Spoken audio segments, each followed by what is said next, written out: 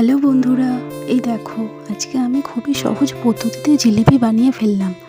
এই গ্যাসটাকে জ্বালিয়ে গ্যাসের মধ্যে একটা ফ্রাই প্যান বসিয়ে তার মধ্যে হাফ বাটি চিনি আর হাফ বাটি জল দিয়ে তারপর একটি এলাচকে একটু ফাটিয়ে দিয়ে দিলাম।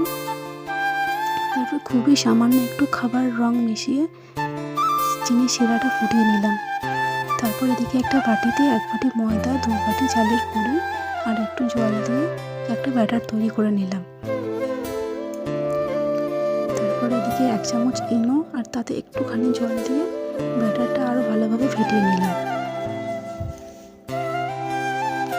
এই যে ব্যাটারটা রেডি হয়ে গেছে। এই দেখো একটা বোতল নিয়েছি, বোতলটা এদিকে আমি ফুটো করে নিয়েছি। তারপর ব্যাটারটা বোতলের মধ্যে ঢুকিয়ে একটা কড়াই বসিয়ে কড়াইয়ের মধ্যে তেল দিয়ে দিলাম।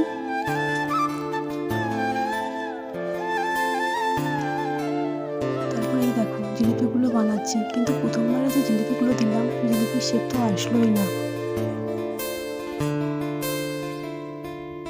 এবার এগুলো হালকা আছে ব্রাউন কালার করে ভেজে নিতে হবে। এই যে দেখো ব্রাউন ভাজা হয়ে গেছে। তারপর চিনি শিরার মধ্যে দিয়ে এগুলো 1 মিনিট রেখে তুলে নিতে হবে।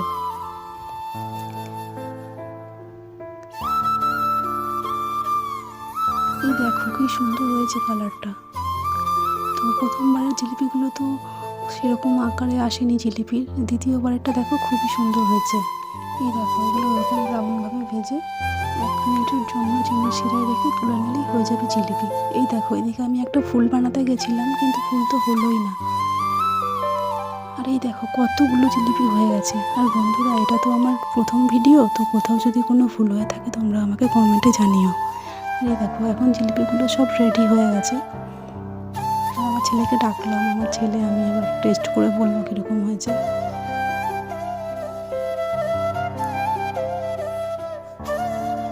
আর সত্যি জিলিপিগুলো না খুবই সুন্দর হয়েছে। তোমরাও এইভাবে বানিয়ে দেখো, তোমাদেরকেও খেতে ভালো লাগবে।